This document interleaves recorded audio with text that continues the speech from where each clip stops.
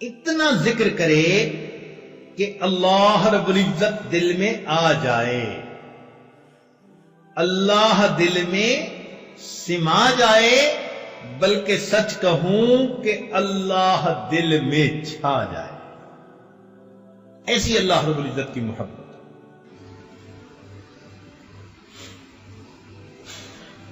ایک بزرگ تھے، ان سے کسی نے پوچھا کہ حضرت کیا حال ہے؟ انہوں نے آگے سے شعر پڑھا، فرماتے ہیں میری زیست کا حال کیا پوچھتے ہو، میری زیست کا حال کیا پوچھتے ہو، بڑھاپا نہ بچپن نہ میری جوانی، جو چند ساعتیں یاد دل بر میں گزری، وہی ساعتیں ہیں میری زندگانی۔ جو چند لمحے اللہ کی یاد میں گزر گئے وہ میری زندگی ہے، اور باقی سارا کچھ شرمندگی ہے۔ تو دل کو زندہ کرنے کے اسباب میں سے پہلا سبب ذکر کی کثرت۔ ہمارے مشائخ یہی سبق دیتے ہیں، سب سے پہلے فرماتے ہیں کہ 2 حصوں میں کرو، ایک تو چلتے پھرتے لیٹے بیٹھے اللہ کی طرف دھیان رکھو، اس کو وقوف قلبی کہہ دیتے ہیں، اور ایک فرماتے ہیں کہ صبح اور شام 15 منٹ آدھا گھنٹہ ساری دنیا سے ہٹ کٹ جاؤ اور اللہ تعالیٰ کی یاد میں ڈوب جاؤ۔ دوسرا سبب جس سے دل زندہ ہوتا ہے وہ ہے تلاوت القرآن۔ آدمی کم از کم 1 پارہ روزانہ تلاوت کرے، بہت مشکل ہو تو چلو آدھا پارہ۔ کوئی دن زندگی کا اللہ تعالیٰ کی یاد کے بغیر نہ گزرے، تلاوت قرآن کے بغیر نہ گزرے۔ ہمارے ان لاز کے ایک بزرگ تھے، دارالعلوم دیوبند سے انہوں نے فراغت حاصل کی تھی۔ میری ایک مرتبہ ان کی ملاقات سوات میں ہوئی تو وہ کہنے لگے کہ میں امام العلماء والصلحاء حضرت خواجہ عبد المالک صدیقی رحمت اللہ علیہ سے بیعت ہوا، اور اس وقت انہوں نے فرمایا کہ 1 پارہ روزانہ تلاوت کرنا۔ فرمانے لگے کہ آج اس بات کو کہے 43 ایئرز گزر چکے ہیں، ان 43 سال میں ایک دن بھی میرے قرآن کی تلاوت میں ناغہ نہیں ہوا۔ جب ایسے لوگ اللہ کے سامنے نام اعمال لے کر جائیں گے، ہمیں کتنی شرمندگی ہوگی کہ ہمارے کتنے دن تلاوت کے بغیر جا چکے۔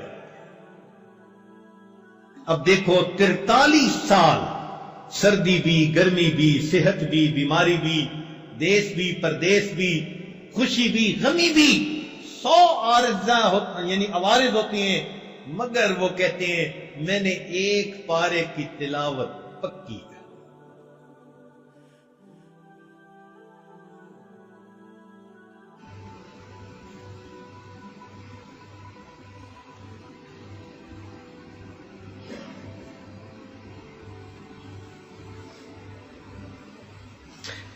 چنانچہ عبداللہ ابن عباس عنہ فرمایا کرتے تھے من احب القرآن احب اللہ ورسول، جو شخص قرآن سے محبت کرتا ہے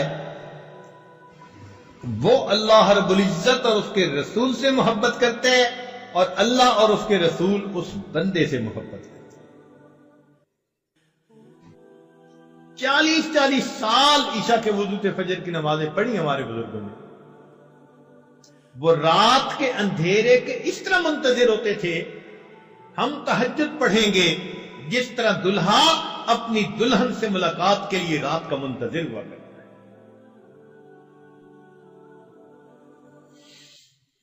مجھ کو نہ اپنا ہوش نہ دنیا کا ہوش ہے، بیٹھا ہوں مست ہو کے تمہارے جمال میں، تاروں سے پوچھ لو میری روداد زندگی، راتوں کو جاگتا ہو تمہارے خیال. اللہ کی یاد میں راتوں کو جاگتے ہیں. تیسرا سبب جس سے انسان کا دل زندہ ہوتا ہے، الاستغفار. استغفار پڑھنا. ہمارے مشائخ فرماتے ہیں 100 دفعہ صبح 100 دفعہ شام یہ کم از کم ہے، ورنہ 200 مرتبہ صبح 200 مرتبہ شام پڑھے. استغفار پڑھنے سے انسان کے دل کی میل دور ہو جاتی ہے.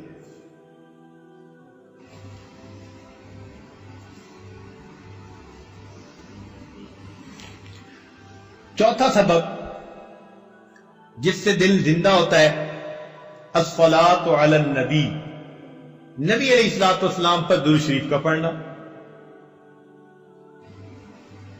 نبی علیہ السلام نے ارشاد فرمایا، من صلی علی واحدۃ صلی اللہ علیہ عشرا، جو ایک مرتبہ مجھ پر درود شریف پڑھتا ہے، اللہ رب العزت اس بندے پر 10 مرتبہ رحمت نازل فرماتے.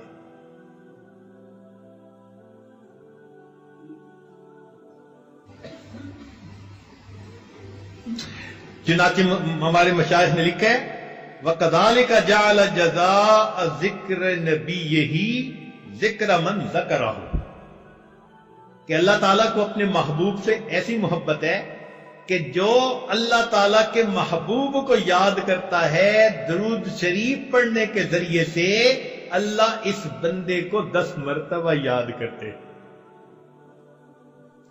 کئی لوگ سوال پوچھتے ہیں، جی استغفار پہلے کریں یا درود شریف پہلے پڑھیں؟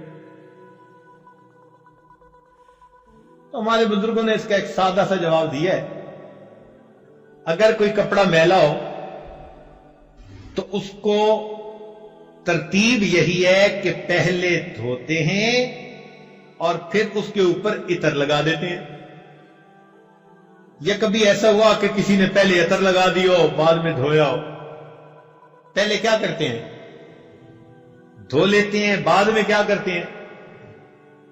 تو استغفار سے ان میلے دلوں کو دھو لیجئے، پھر درود شریف کے ذریعے سے عطر اور خوشبو اس پر چھڑک لیجئے.